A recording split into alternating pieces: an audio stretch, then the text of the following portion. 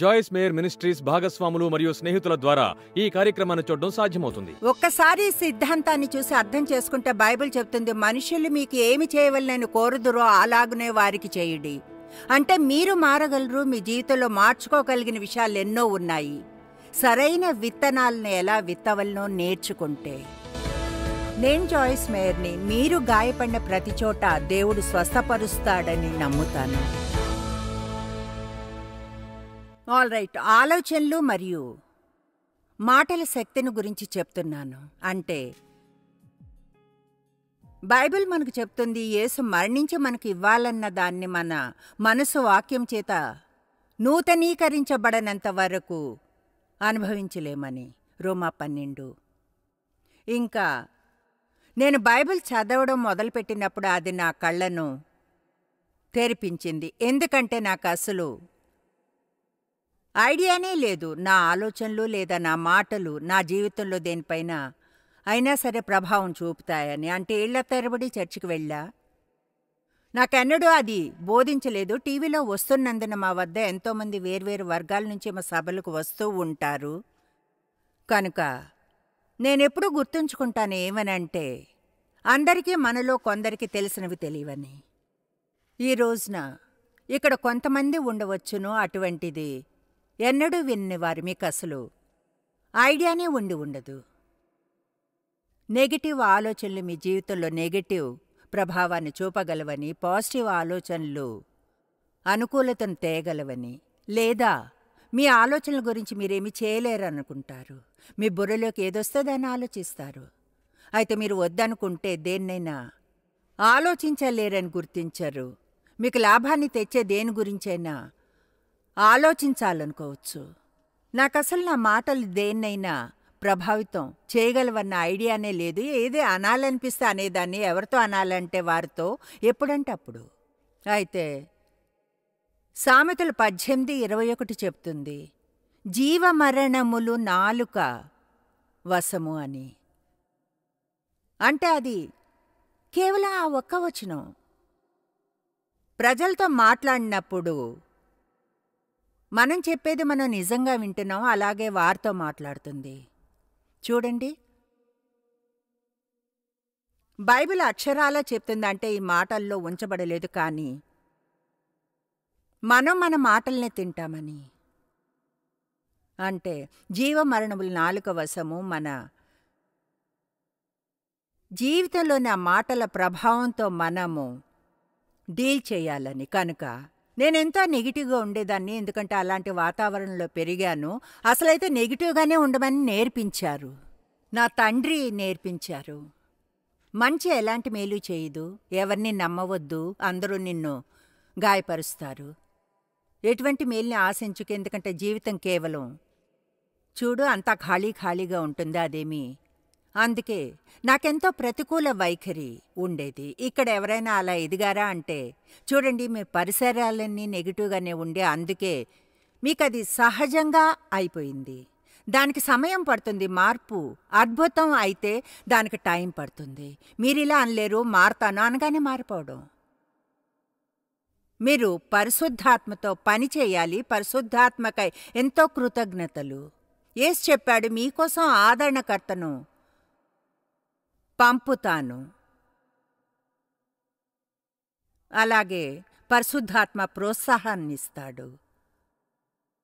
చూడండి బాయ్, మనందరికీ ఆదరణ కావాలి. ఎక్స్క్యూజ్ మీ, మనందరికీ ఆదరణ కావాలి, మనందరికీ ప్రోత్సాహం కావాలి, కాదంటారా? యేసు చెప్పాడు, నేను వెళ్ళటం వల్ల మీకు ప్రయోజనకరము, ఎందుకంటే పరిశుద్ధాత్మని మీ వద్దకు పంపుదును. అయితే యేసును పొందడం కంటే ప్రయోజకరం ఎలా అవుతుంది? ఎందుకంటే ఆయన మానవ శరీరంలో ఉన్నాడు, ఒకసారి ఒకచోట మాత్రమే మళ్ళా ఉండగలడు.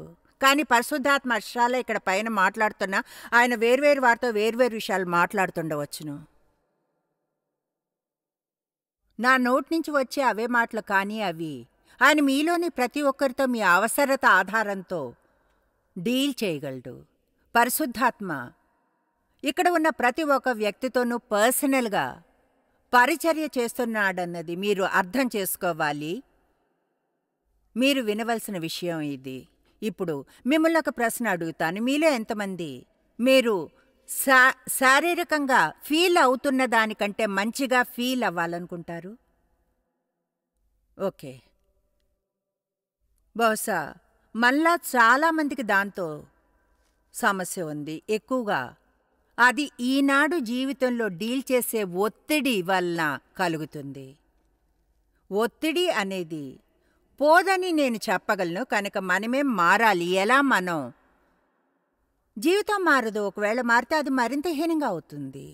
నేను నెగిటివ్గా అనడం లేదు. అది కేవలం అంటే యేసు తిరిగి రావడానికి ముందు విషయాలన్నీ హీనంగా అవుతాయి. నేనిలా అనుకునేదాన్ని. నా జీవితం గాని మారితే చూడండి, చివరికి మారవలసింది నేనే అని తెలుసుకున్నాను. కనుక ఇప్పుడే సరిగ్గా అర్థం చేసుకోండి, మారవలసింది మీరే అని. మీ జీవితం మంచిగా ఉండదని ఎన్నడూ చింతించడానికి ఏమీ లేకుండా, ఒత్తిడి అనేది లేకుండా ఉండదు. జీవితంలో వేరుగా ఎలా డీల్ చేయాలో నేర్చుకోవాలి. ఈరోజు ఏం బోధించాలనుకున్నానంటే, ఎలా మన ఆలోచనలు, మాటలు మన ఆరోగ్యంపై ప్రభావం చూపుతాయో ఒకటి చెప్తానంటే, మొట్టమొదటిగా నేను ఏ విధంగా రూపం లేదా విధానంలోనో జబ్బుగా ఉన్న ప్రతి ఒక్కరూ మాట్లాడే విధానం, ఆలోచించే విధానంలో లోపం ఉందని చెప్పను. లోకంలో పాపం ఉంది, లోకంలో ఒత్తిడి ఉంది. అంతేకాదు జబ్బంతా పాపము వల్లేనని నేను నమ్ముతా. అయితే తప్పనిసరిగా అది మన పర్సనల్ పాపం అవనవసరం లేదు. అది కేవలం తోటలో విషయాలు ఉన్న విధానం గురించి చదివినప్పుడు ఆరంభపు దినాల్లో ప్రజలు 980, 950 ఏళ్ళు జీవించితే అంటే మనం ఎలా మరణించాలనేది నేర్పించడానికి అపవాదికి టైం పట్టింది. దానంతటి నుంచి వెళ్ళాం ఒక సమయం వరకు. ఒక అమెరికన్కి జీవితపు ఆశ అనేది దాదాపు 40 ఏళ్ళు అనేంత వరకు. అయితే మనకు మనం హెల్ప్ చేసుకోగలిగే విషయాలు ఉన్నాయి. వాటిని మనం చేయవలసి ఉంది. దీన్ని నేను రెడీ చేస్తుండగా ఆశ్చర్యం వేసింది.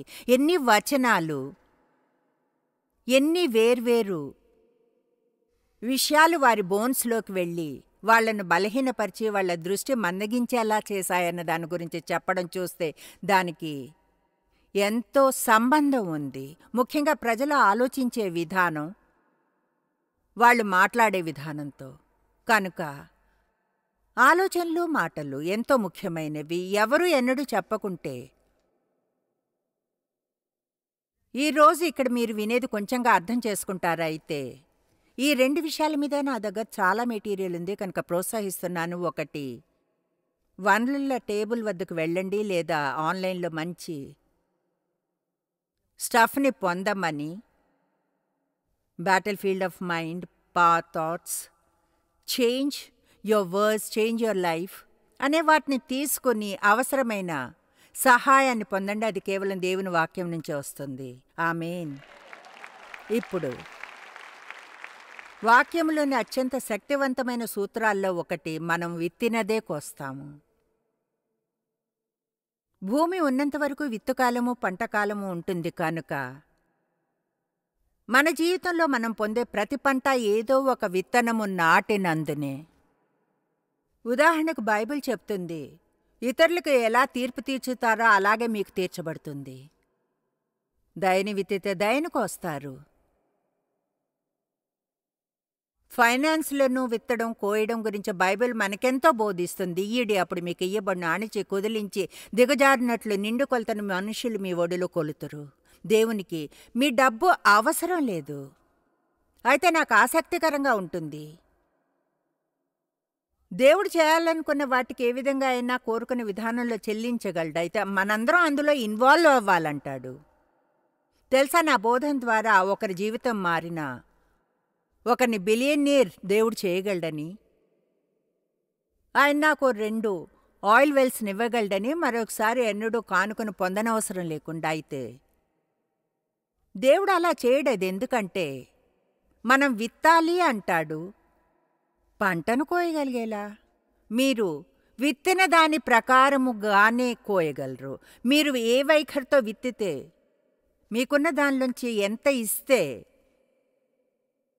ఈ విత్తడం కోయడం అనే పూర్తి సూత్రం బైబిల్ అంతటా ఉంది. నాకది ఇష్టం. అది నాకెందుకు ఇష్టం అన్న దానికున్న కారణాల్లో ఒకటి, వినగానే వింతగా అనిపించవచ్చు, అది నాకు కొంచెం నా జీవితం ఎలా మారుతుంది అన్న దాని మీద కంట్రోల్నిస్తుంది. నేనేదో కంట్రోల్ ఫ్రీక్‌నని కాదు, నా అర్థం అది కాదు. కానీ నా జీవితం సాగే విధానం గురించి ఏమీ చేయలేను అని ఆలోచించడం నాకు అసహ్యం. కాబట్టి ఇది నాకు అవకాశాన్ని ఇస్తుంది. నేను మంచి విత్తనాలను విత్తితే నా జీవితంలో మంచి పంటను కోస్తాను అన్న వాగ్దానం నాకుంది. చూడండి, నాకు ఎక్కువ ఫ్రెండ్స్ కావాలంటే నేను ఎక్కువ ఫ్రెండ్లీగా ఉండాలి.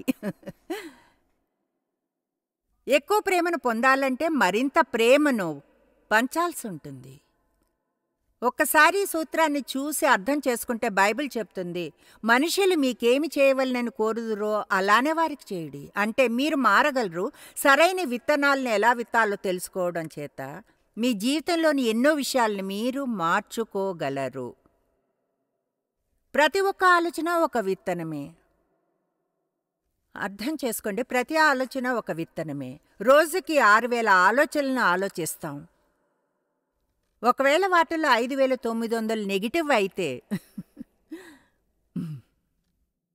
మీ జీవితం చిత్తడిగా ఎందుకు ఉందన్నది చెప్పడం కష్టం కాదు.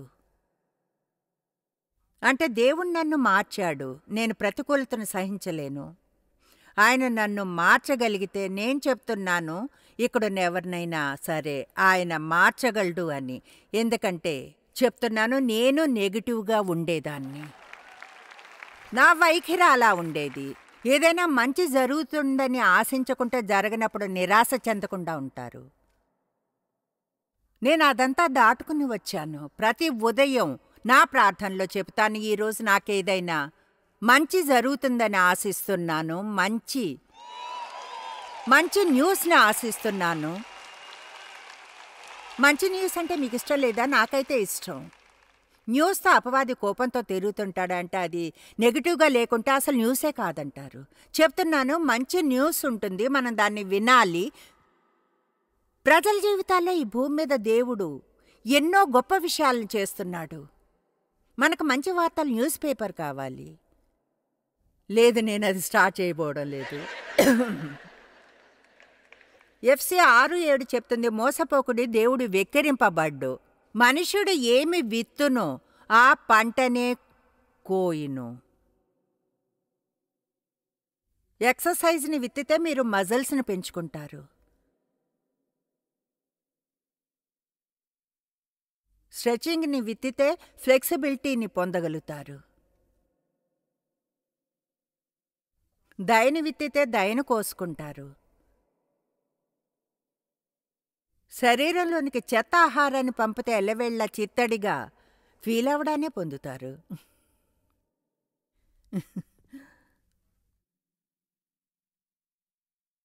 అతిగా తినడాన్ని విత్తితే అనుకున్న దానికంటే ఉబ్బిపోయి ఉంటారు.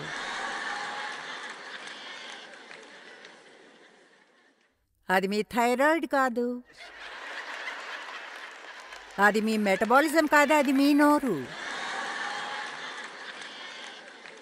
కొంతమందికి ఫిజికల్ ప్రాబ్లం ఉంటుందని తెలుసు, లేదా బహుశా ఏదో మెడిసిన్ తీసుకుంటున్నందున బరువు పెరిగిపోయింది.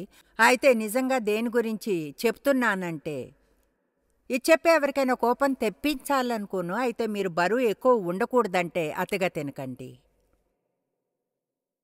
అది అంత సింపుల్. అందరూ వేరుగా ఉంటారు. నిజాయితీగా నేను ఎక్కువగా తిని నేను నా సైజులో ఉండలేను. నాకేది కావాలన్న నిర్ణయం నేనే తీసుకోవాలి. నేను నా బట్టలను వేసుకుంటూ ఉండాలి. కాబట్టి క్రమంగా నన్ను నేను డిసిప్లిన్లో ఉంచుకోవాలి. వినోదంగా ఉందా? లేదు.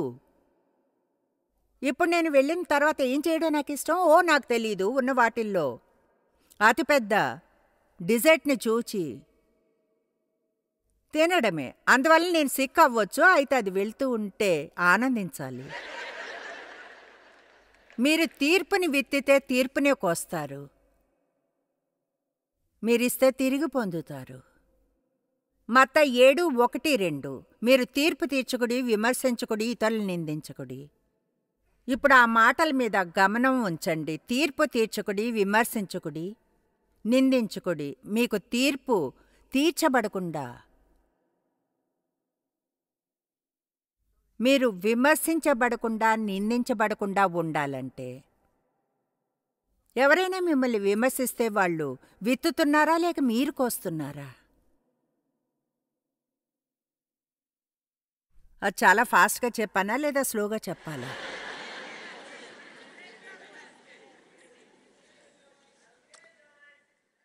మీరు ఇతరులకు తీర్పు తీర్చి, విమర్శించి, నిందించినట్లుగానే మీకు తీర్పు తీర్చబడి, విమర్శించబడి, నిందించబడతారు. మీరు కొలుచు కొలత చొప్పునే మీకును కొలవబడును.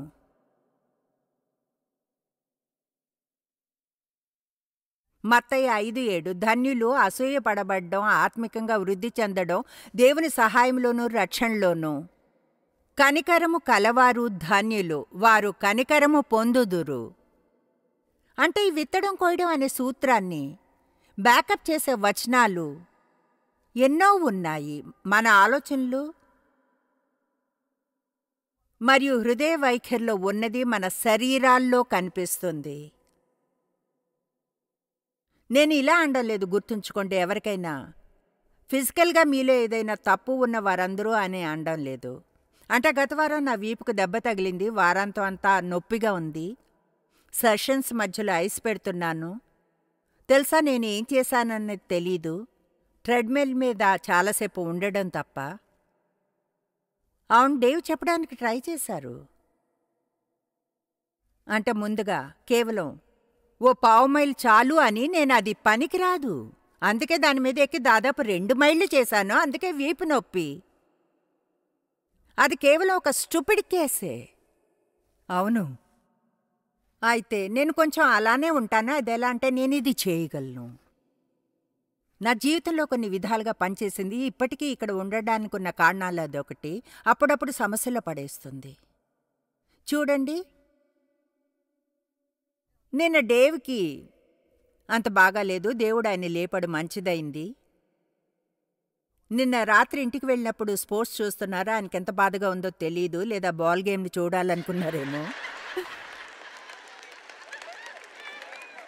అయితే బాధగా ఉంది ఆయనకు, ముఖం చూస్తే తెలుస్తుంది. వెళ్ళిన కొంచెం సేపటికి బాగైపోయింది. అయితే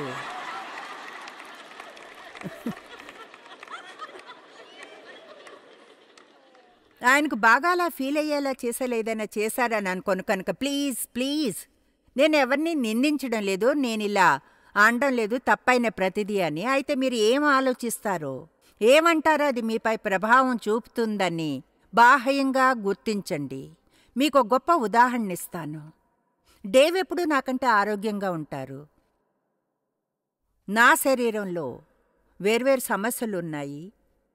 2 హిప్స్ రీప్లేస్ చేశారు, బ్రెస్ట్ క్యాన్సర్ వచ్చింది, అలా చెబుతూ వెళ్ళగలను. అయితే నాకు హిస్టెక్టమీ వచ్చింది, జీవితం మారిపోయింది. క్యాన్సర్ వచ్చినందున హార్మోన్స్ తీసుకోలేను. జీవితం మారుతున్నప్పుడు భయంకర సమయం నుంచి వెళ్ళాను. భయంకరం. ఎప్పుడు బోధించడం, ఇతరులకు పరిచర్య చేయడం. ఇక్కడ మళ్ళీ దేవుడు ఎల్లప్పుడూ నన్ను విడుదల చేయలేదు, కానీ అలానే ఉంచాడు, సామర్థ్యాన్ని ఇచ్చాడు. ఈ ఉదయం డేవ్ అడిగారు, బోధిస్తుండగా వీపు నొప్పి పుట్టిందా లేదో అన్నాను. అయితే మెట్లు దిగ్గానే మొదలైంది. దేవుడు ఎప్పుడూ ఎలా రక్షిస్తాడో చూస్తే ఆశ్చర్యంగా ఉంటుంది. పైన ఇక్కడ ఉన్నప్పుడు దానికై దేవునికి కృతజ్ఞతలు. అయితే నాకంటే డేవ్ ఎప్పుడూ ఆరోగ్యకరంగా ఉంటారు. అయితే నా ఆరంభం నా తండ్రి చేత సెక్షువల్గా అబ్యూస్ చేయడంతో మొదలైంది. దాదాపు 15 ఏళ్ళు కొనసాగింది. నిజంగా ఎంతో ఘోరమైన సమయం. వివరాల్లోనికి వెళ్ళే టైం లేదు, కానీ అది వీక్లీ క్రమంగా జరిగింది. కనుక నేను ఒత్తిడితో మొదలుపెట్టాను. 18 ఏళ్ళు వచ్చేప్పటికీ నా శరీరంలో కనిపిస్తుంది. ఒత్తిడి జబ్బుగా చేసేస్తుంది. మీరెంతగా క్రైస్తవులో నాకు అనవసరం. స్ట్రెస్ మిమ్మల్ని జబ్బుగా చేస్తుంది. ఆమేన్. మనందరికీ తెలిసి ఈనాడు మనం జీవిస్తున్న ప్రపంచంలో కేవలం ప్రెషర్ ఒత్తిడే ఉందని.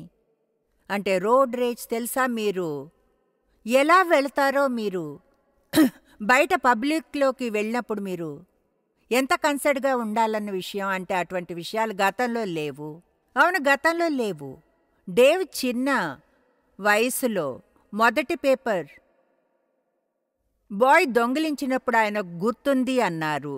అది ఎంత ఘోరమైన షాకింగ్ విషయమో అది. చూడండి, 50 ఏళ్ల క్రితం చూయింగం గాని స్కూల్లో సమస్యను తెచ్చే హీనమైన విషయం అయితే విషయాలు నాటకీయంగా మారిపోయాయి. ఆమేన్. అంటే డేవ్ ఎప్పుడూ ఈజీ గోయింగ్గానే ఉంటారు. నేనెక్కువగా ఆయనెప్పుడు ప్రతిదాని భారాన్ని వేస్తారు. ప్రతిదానికి ఆయన జవాబదే, నీ భారాన్ని ఆయన మీద వెయ్యి, నాకు తెలుసది రైట్ అని. కానీ నేనే ఫిక్స్ చేస్తాను. ఇప్పుడు నేను ఎక్కువగా అలా ఉండడం లేదు, ఎంతగానో మారిపోయానా. అయితే చాలా ఏళ్ళు అలానే ఉండేదాన్ని, ఎక్కువ టెన్స్గా. ఆయన బాగా నిద్రపోతారు. ఫలానా కనుక ఎలా డిసీజ్గా ఉంటే డిసీజ్ వస్తుందో స్పష్టంగా చూడగలము.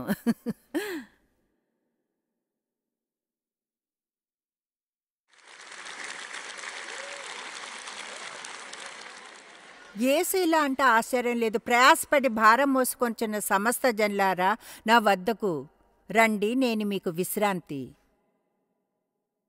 కలుగ చేతను. మీ మీద నా కాడి ఎత్తుకొని నా వద్ద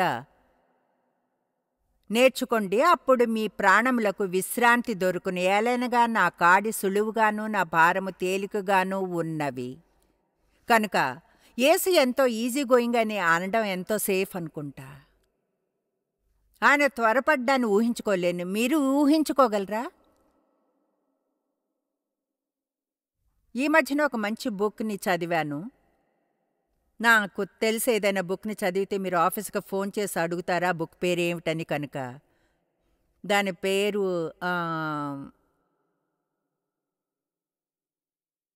త్వరపడకుండా ఉండడం గురించిన బుక్.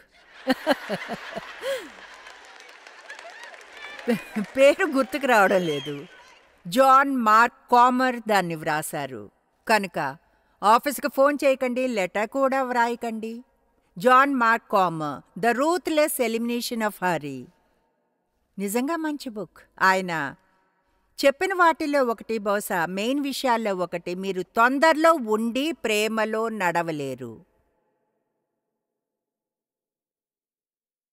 నా విషయం కూడా అదే నా ప్రార్థన, అదే నా లక్ష్యం. నాకు నిజంగా అన్నిటికంటే ఎక్కువగా అన్ని వేళలా ప్రజలందరితో ప్రేమలో నడవాలని ఉంటుంది. అదెలా అంటే అది కేవలం నా కొరకే. నాకు కావాల్సింది అదే. పరిణతి చెందిన క్రైస్తవురాలుగా ఉండాలి, ప్రజల్ని ప్రేమించాలి. వాళ్ళకది ఎంతగానో అవసరం. నిజంగా మీరెప్పుడు తొందరలోనే ఉంటే అది మీ మీద ఎనలేని ఒత్తిడిని పెంచడమే కాదు, కానీ మిమ్మల్ని యూజ్ చేసుకోవాలనుకునే వాటిని మిస్ చేస్తారు.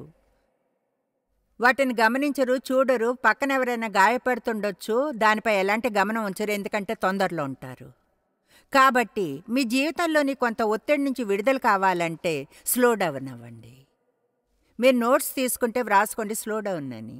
బహుశా ఓ 4, 5, 6, 10, 20 సైన్లు వేసి మీ ఇంటి చుట్టూ పెట్టాలేమో. Slow down, slow down, slow down, slow down అని. ఆమేన్.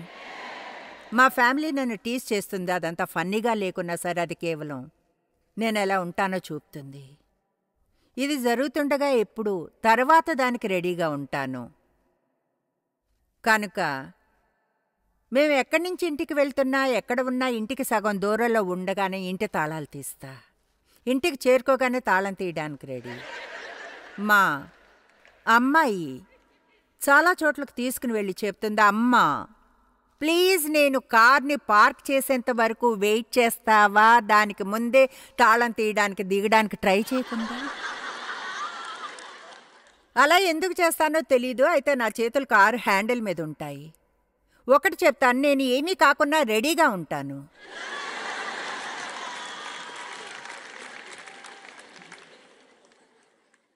ఒకసారి అసలు గమనం ఉంచనే లేదు. మేము కార్లను రెంట్‌కి తీసుకుంటాం. ఎన్నో వైట్ కార్లని రెంట్ చేస్తాం. వాళ్ళు నన్ను ఇంటికి తీసుకుని వెళ్ళే కారు వైట్‌ది. సరే, ఒక రోజున సెయింట్ లూయిస్‌లోని ఒక హోటల్ నుంచి బయటికి వచ్చాను. అక్కడ ఒక వైట్ కారుంది, ఎక్కేశాను.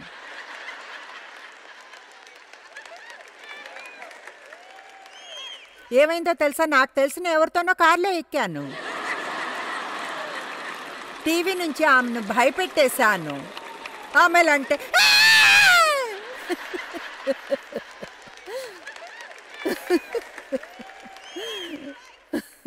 అంటే చూడండి, అలాంటివి చేస్తుంటాను.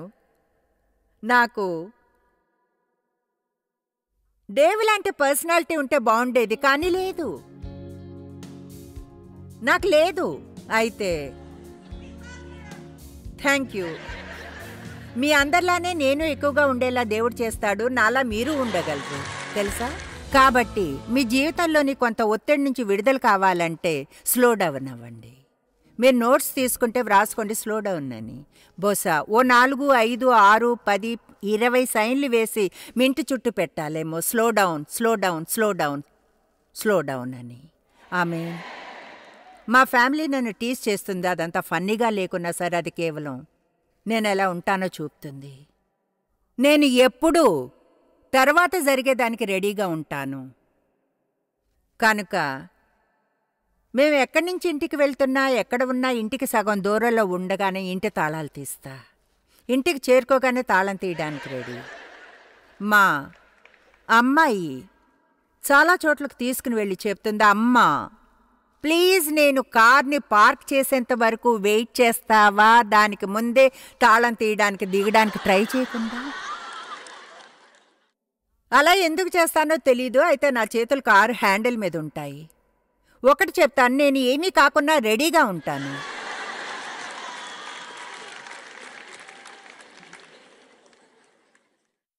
ఒకసారి అసలు గమనం ఉంచనే లేదు. మేము కార్లను రెంట్‌కి తీసుకుంటాం. ఎన్నో వైట్ కార్లని రెంట్ చేస్తాం.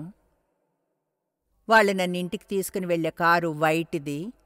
సరే, ఒక రోజున సెయింట్ లూయిస్‌లోని ఒక హోటల్ నుంచి బయటికి వచ్చాను. అక్కడ ఒక వైట్ కారుంది, ఎక్కేశాను.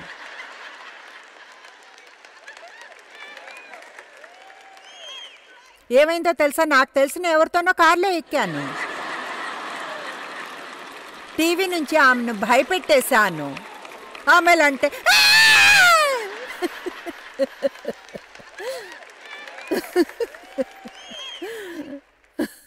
అంటే చూడండి, అలాంటివి చేస్తుంటాను. నాకు డేవ్ లాంటి పర్సనాలిటీ ఉంటే బాగుండేది, కానీ లేదు. నాకు లేదు. అయితే థ్యాంక్ యూ. మీ అందరిలానే నేను ఎక్కువగా ఉండేలా దేవుడు చేస్తాడు. నాలా మీరు ఉండగలరు, తెలుసా?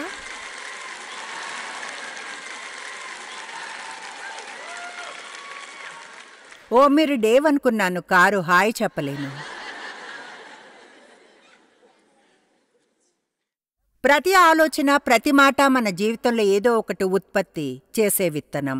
హృదయంలో దాగి ఉన్న మనిషి మనలోని ముఖ్యమైన భాగం. అయితే అతడు ఎప్పటికీ దాగి ఉండడని తెలుసుకోవాలి.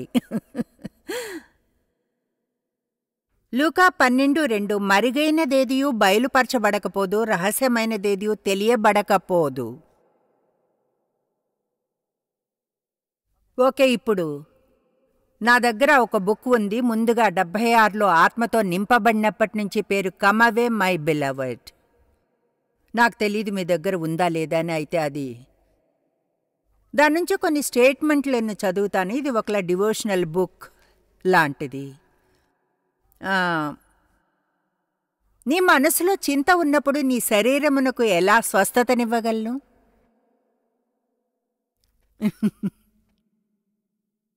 ఓకే, నీ మనసులో చింత ఉన్నప్పుడు నీ శరీరమునకు స్వస్థతను ఎలా ఇవ్వగలను? ఎప్పుడూ చింతిస్తూ కష్టపడుతుంటే ఆరోగ్యంగా ఉండడం కష్టం.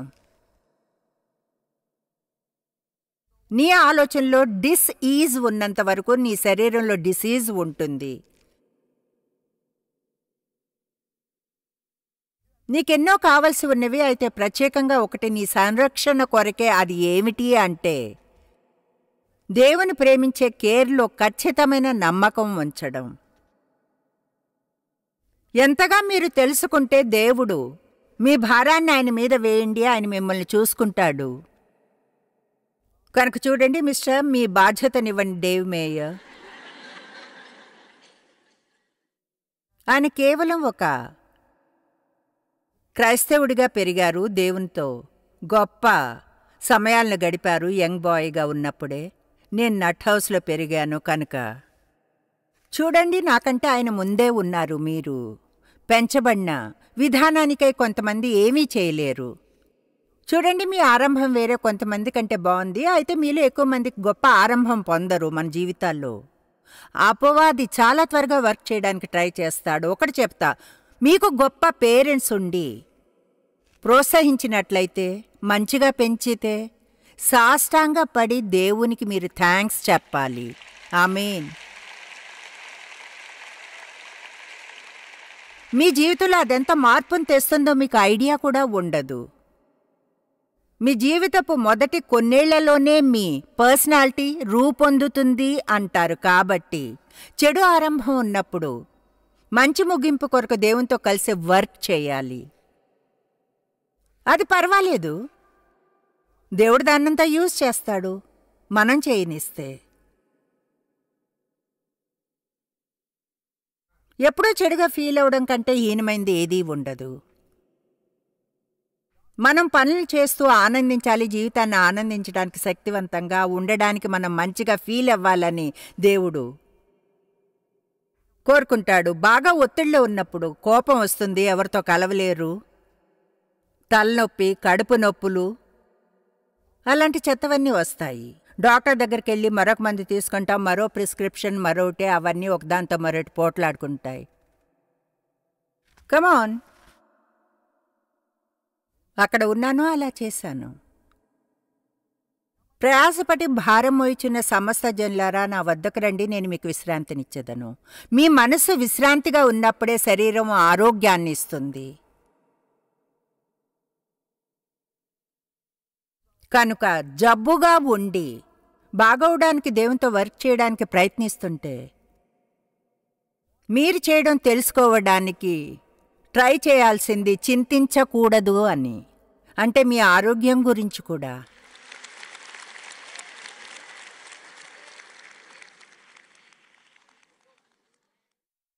చింత అనేది యాక్టివ్గా నాశనం చేసే బలం.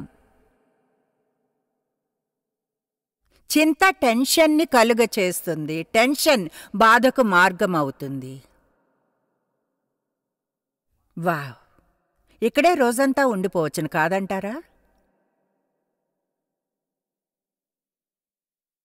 భయం అనేది శరీరం యొక్క శారీరక ఆరోగ్యాన్ని నాశనం చేస్తుంది. నేను భయంలో పెరిగాను. నా జీవితం భయంలో వేరూని ఉండేది. కోపం మీ సిస్టంలోనికి ఏ యాంటీబయాటిక్ స్వస్థపరచలేని విషయాన్ని చిమ్ముతుంది. ఆలోచించండి.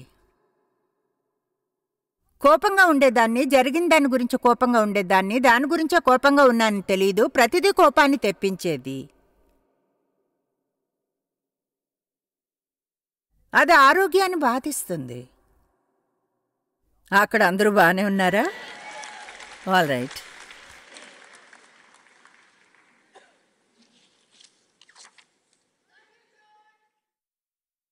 Thank you. I love you two.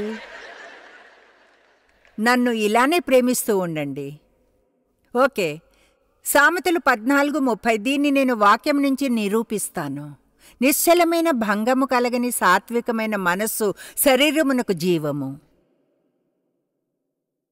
ఏం చెప్తున్నాను? అయితే మనం దాన్ని చదివి మన జీవితానికి అన్వయించుకోము. అది ఒక మంచి వచనం అన్నట్లు చూస్తాము. అయితే మన జీవితానికి అన్వయించుకుంటే, మీకు నిశ్చలమైన శాంతంగా ఉండే మనసు, హృదయం ఉన్నాయా? కోపంగా ఎంతసేపు ఉంటారు?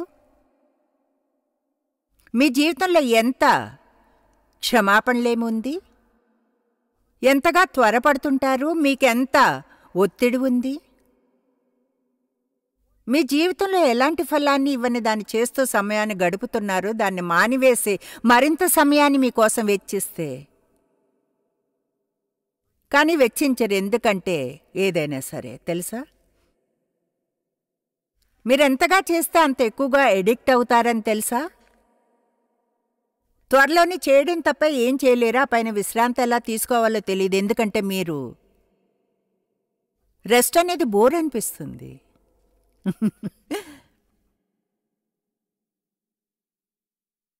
నిశ్చలమైన శాంతంగా ఉండే సాత్వికమైన మనసు శరీరమునకు జీవం అయితే అసూయ, మత్సరము, ఆగ్రహము అంటే కోపము అనేవి ఎముకలకు కుళ్ళు.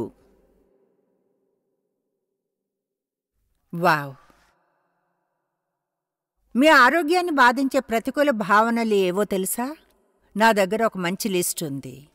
కోపము, అసూయ, మత్సరము, స్వయంజాలి, క్షమాపణలేమి, ద్వేషము, పగ, భయము, చేదు, నిరుత్సాహము, నిరాశ, నిరీక్షణ లేకపోవడం, అసంతృప్తి, ఫిర్యాదులు, తీర్పు, విమర్శన మొదలు పెట్టడానికి. మీ ఫిజికల్ ఎనర్జీ దేవుడిచ్చిన వరం ఆయన మహిమ కొరకు మీకు అప్పగించబడింది. ఆయన వరములను తీసుకుని వాటిని చెడు భావాలు మరియు అలాంటి స్వభావపు వలల ద్వారా వెదజల్లడం పాపము. కలిసి ఉండడానికి కష్టపడకండి. మీరు అనుకున్నది జరగకున్నా సంతోషంగా ఉండగలరు. కమాన్. మీరు అనుకున్నది జరగకుండా ఉండడం మంచిది, మంచిగా సంతోషంగా ఉండండి.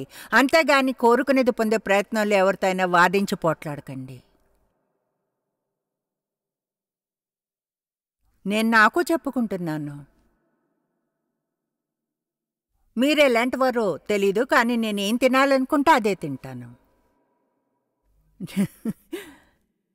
టీవీలో ఏం చూడాలనుకుంటే అదే చూస్తాను.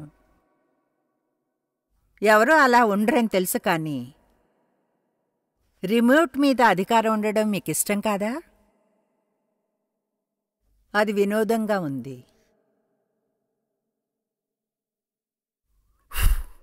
మీ ఆలోచనలను ఫ్రీగా వదిలేసే రిస్క్ తీసుకోకూడదు.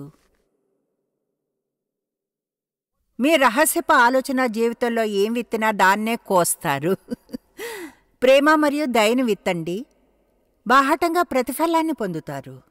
చారిటీని, క్షమాపణను విత్తండి, దయలో కోయగలరు. ధారాళత్వాన్ని, కృతజ్ఞతను విత్తండి, ఎన్నడూ పేదగా ఫీల్ కారు. ఆశను విత్తండి, నెరవేర్చబడుతుంది. స్తుతిని విత్తండి, ఆనందాన్ని కోస్తారు.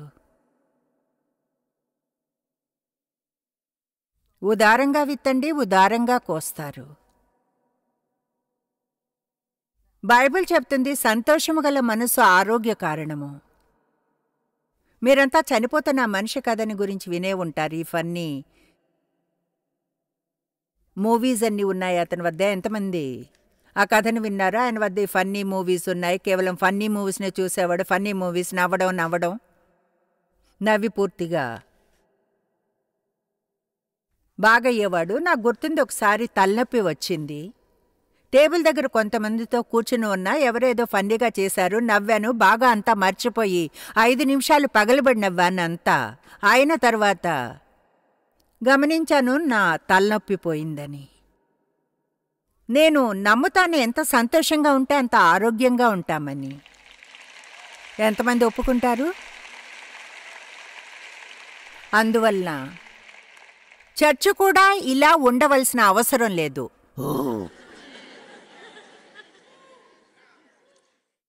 మనము దేవుని గృహంలో ఉన్నాము. ఆమేన్. ఓ మ్యాన్, ఇంటర్నెట్లో ఆడుతూ ఉన్నట్లయితే గాసిప్ కోసం వెతక్కండి, ఫన్నీ విషయాల కోసం చూడండి. పిల్లల గురించి క్యూట్ అయిన విషయాలు ఎన్నో ఉన్నాయి, అంటే గట్టిగా నవ్వుకునేలా చేసేవి. ఒంటరిగా కూర్చుని సామెతలు 17:22 సంతోషం గల మనసు ఆరోగ్య కారణము, నలిగిన మనస్సు ఎముకలను ఎండిపోజేయును. బైబిల్లో వాళ్ళు ఎముకలను గురించి ఎక్కువగా మాట్లాడుకున్నారు. అయితే మీ బోన్స్ అంటే, మీ బోన్స్లో ఏదైనా సమస్య ఉంటే మీ శరీరంలో సమస్యలు ఉన్నట్లే. విరిగిన మనస్సు విచారంగా కృంగిపోయి ఓడిపోయి నిరాశలో లేదా నిరుత్సాహపడి ఉంటుంది.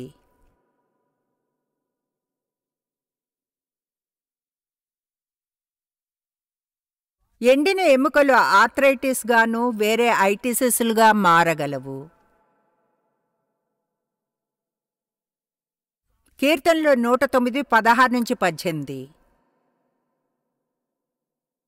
ఏలయనగా మనిషి, దుష్ట మనిషి, ఏలయనగా కృపచూపవలనన్న మాట మరచి, శ్రమనొందిన వాణ్ణి, దరిద్రుణ్ణి, నలిగిన హృదయం గలవాణ్ణి చంపవలనని అతన్ని తరిమెను. అతడు మంచివాడు కాడు.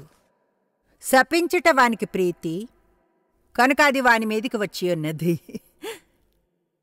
దీవెని యందు వానికిష్టం లేదు, కనుక అది వానికి దూరమాయెను. తాను పైబట్ట వేసుకొనున్నట్లు వాడు శాపము ధరించెను.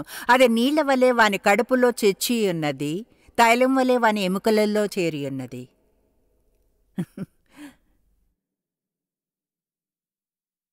ఎముకలు బలాన్ని సూచిస్తాయి, స్థిరత్వాన్ని, శరీరపు దృఢత్వాన్ని. బలహీనమైన బోన్స్ ఉన్నాయని వివరించబడిన వ్యక్తి బలహీనంగా ఉంటాడు, జబ్బుగా, ఎల్లవేళ్లా చెడుగా ఫీల్ అవుతూ. మనము ట్రైపార్ట్ మనుషులము. శరీరము, ప్రాణము మరియు ఆత్మ, మన యొక్క ప్రతి భాగం వేరే భాగంపై ప్రభావం చూపుతుంది. మీ మనస్సు మీ భావాలను, అలాగే మీ ఆత్మను కూడా. ఆత్మ నిండిన దేవుడు మీ శరీరంపై ప్రభావం చూపగలడు, భావాలను కూడా, అలాగే మీ మనస్సును కూడా. మనం అర్థం చేసుకోవాలి మనకు ఎలాంటి ఆలోచనలున్నాయో. మన జీవితంలో మనకున్న ఒత్తిడి ఆత్మికంగా ప్రభావం చూపుతాయి, అయితే శారీరకంగా కూడా. ఎంతమంది దీంతో అంగీకరిస్తారు? ఓకే, అక్కడ కూర్చుని అంగీకరించడం మంచిదే. అయితే స్పష్టంగా చెప్తున్నాను, నేనిది చేస్తున్నాను కనుక మీరు కొన్ని మార్పులు చేయాలని నిర్ణయించుకోండి.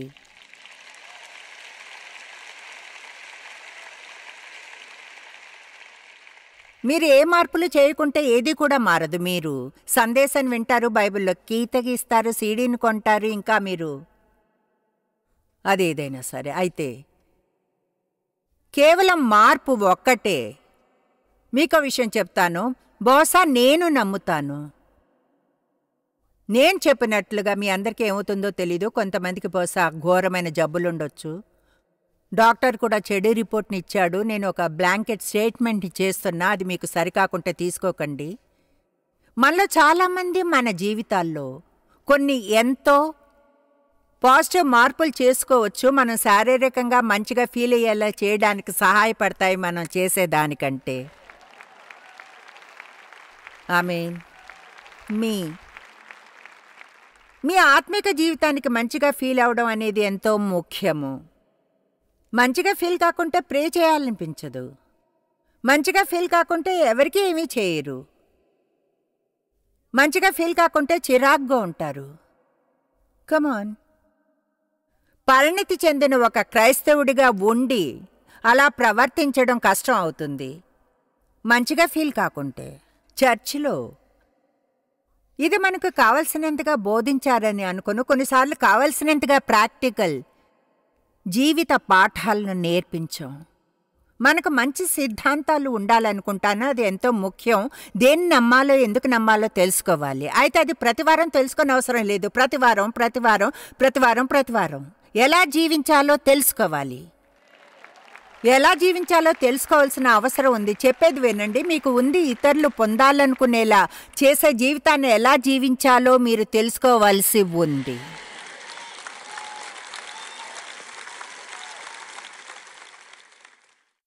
ప్రతివారికి బోధించిన అవసరం లేదు. ఒక క్రిస్టియన్గా ఉండండి అంతే. చర్చికి వెళ్ళవచ్చు, మీ కారు మీద బంపర్ స్టిక్కర్ పెట్టుకుని, మీ షర్ట్ మీద జీసస్ పిన్ని, మెడలో సెలవుని వేసుకుని, జీసస్ టాటూని వేసుకోవచ్చును.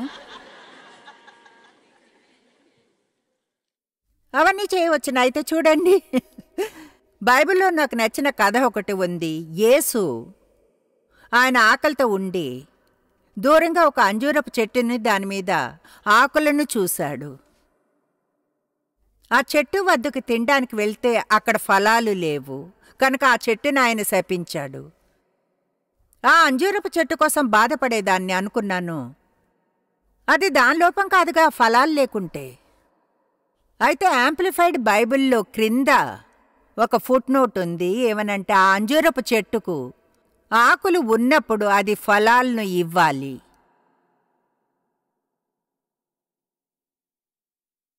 చాలామంది క్రైస్తవులకు ఆకులు ఉన్నాయి కానీ ఫలాలు లేవు.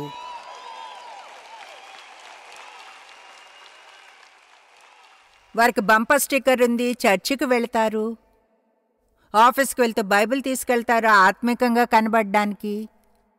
లంచ్ టైంలో అందరికీ దూరంగా కూర్చుని బైబిల్ని చదువుతారు. అది దేవుణ్ణి సేవించే ఆలోచనలు ప్రజలు ద్వేషించేలా చేస్తుంది. వాళ్ళు చేసేదానికంటే వినోదం పొందకూడదనుకుంటారు, నవ్వకూడదు. మనం నార్మల్గా ప్రవర్తించాలి, నార్మల్లా కాకుండా నార్మల్ పాపిలా. అయితే మనం ప్రజలం. ఎంత సంతోషంగా ఉంటే అంత ఎక్కువ మంది మీకున్నది కావాలనుకుంటారు. ఆమేన్. ఎంత మంచిగా ఉంటే అంత ఎక్కువ మంది మీకున్నది కావాలంటారు. ఇతరులకు ఎంత ఎక్కువగా చేస్తే అంతగా అది గమనించబడుతుంది, ప్రజలు ఆశ్చర్యపోతారు. అప్పుడు మీ శత్రువుల పట్ల మంచిగా ఉండడం మొదలుపెట్టినప్పుడు ఇప్పుడు మనం హెవీ టెరిటరీలోనికి వెళతాము. మీ ఆఫీస్లో ఎవరో మీ పట్ల చాలా చెడుగా ప్రవర్తించారని ఊహించుకోండి. కానీ మీరు ప్రేమించే క్రిస్టియన్ దేవుణ్ణి పూర్ణ మనసుతో సేవించాలని అనుకుంటారు. దానికి ఎంత ఖర్చయినా. వాళ్ళ కారు బ్రేక్ డౌన్ అయిందని విని అసలైతే ఏదో ఇంజన్ ప్రాబ్లం సరవడానికి బహుశా 6 వారాలు పడుతుంది.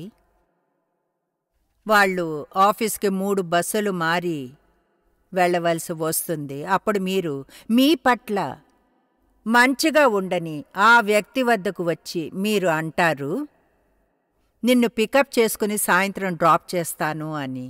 అది మీరు వెళ్ళే దారి కాకున్నా.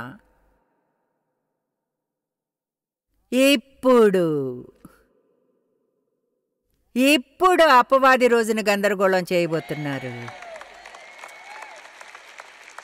మీకు విషయం చెప్తాను. రోమా 12:21 బైబిల్లోని అతి ముఖ్యమైన వచనాల్లో ఒకటి. దీన్ని వినండి, చాలా సింపుల్. కీడుని మేలుతో జయించండి.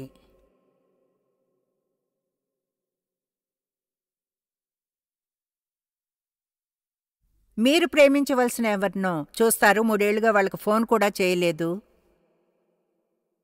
చాలా రోజులైంది, ఎలా ఉన్నావు? బిజీగా ఉన్నాను.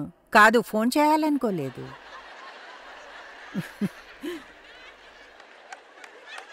మీరు ఫ్రీ అయ్యే ఒక మార్గం మీతో మీరు నిజాయితీగా ఉండడమే. మిమ్మల్ని మీరు మోసం చేసుకుని విడుదల కాలేరు, లేదా వివేచనతోనో. ఆమేన్.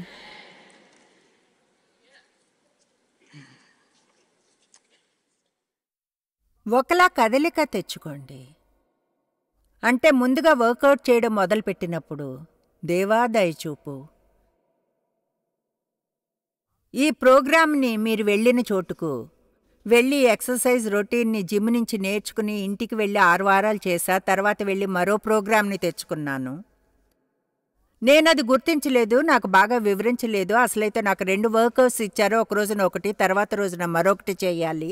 నాకది తెలీదు. కనుక పూర్తి ప్రోగ్రామ్ని ప్రతిరోజు చేశాను. 1:45 నిమిషాలు పట్టింది. ఎంత అలసిపోయానంటే టాయిలెట్ మీద పడిపోయి లేవడానికి ప్రార్థించాల్సి వచ్చింది.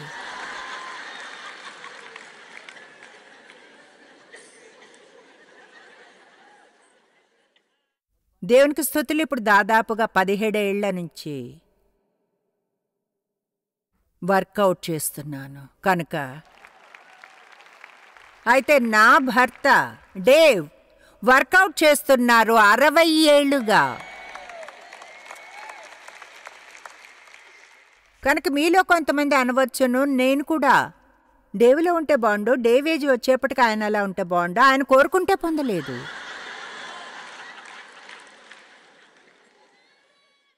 కమాన్, మంచిగా ఉండడానికి ట్రై చేస్తున్నా.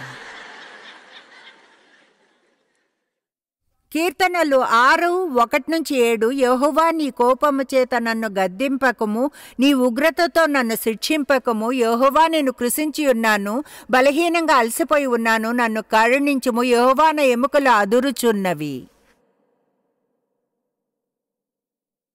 నన్ను బాగు చేయుము. నా ప్రాణము నా శరీరము బహుగా అదురుచూ ఉన్నవి. అయితే యెహోవా ఎంతవరకు కరుణింపక ఉందువు, శాంతినివ్వకుందువు. యెహోవా తిరిగి రమ్ము, నన్ను విడిపింపుము. నీ కృపను బట్టి నన్ను రక్షించుము. మరణమైన వారికి నిన్ను గూర్చిన జ్ఞాపకము లేదు. పాతాళంలో ఎవరు నీకు కృతజ్ఞతాస్తుతులు చెల్లించుదురు? నేను మూలుగుచూ అలసి ఉన్నాను, ప్రతి రాత్రియు కన్నీరు విడ్చు నా పరుపు తేల చేయుచున్నాను. నా కన్నీళ్ల చేత నా పడక కొట్టుకుని పోచుంది, విచారం చేత నా కన్నులు గుంటలు పడుచున్నవి. దుఃఖం అతని దృష్టిని బాధించిందని చెప్తున్నాడు. కమాన్, చివరి వరకు సంతోషంగా ఉంటే మంచిది.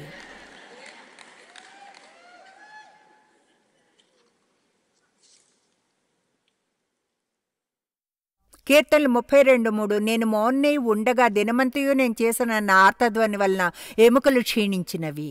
మీరు చేయగలిగిన శ్రేష్టమైన పని దేవుని వద్దకు శుభ్రంగా రావడమే. మీ జీవితంలో పాపాన్ని ఉంచుకోకుండా ఆయన నుంచి దాచడానికి ప్రయత్నిస్తూ దాన్ని చెప్పివేయండి, బయటకు చెప్పండి. ఒప్పుకోవడంతో బయటకు వస్తుంది అది. దాన్ని మీ నుంచి బయటకు తెస్తే మిమ్మల్ని అది మృంగివేయలేదు.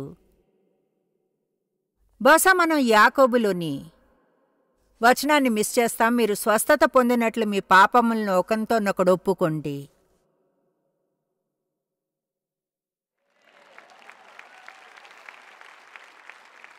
ఎవరికైనా ఇలా చెప్పడం మనకిష్టం ఉండదు. నా కోసం ప్రార్థిస్తే అభినందిస్తాను.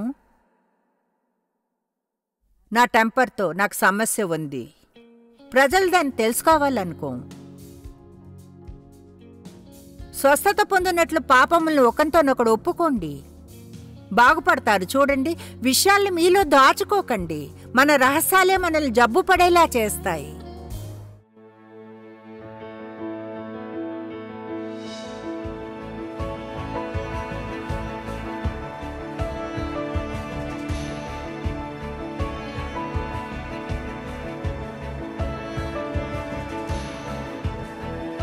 జాయిస్ మేయర్ మినిస్ట్రీస్ భాగస్వాములు మరియు స్నేహితుల ద్వారా ఈ కార్యక్రమాన్ని చూడడం సాధ్యమవుతుంది.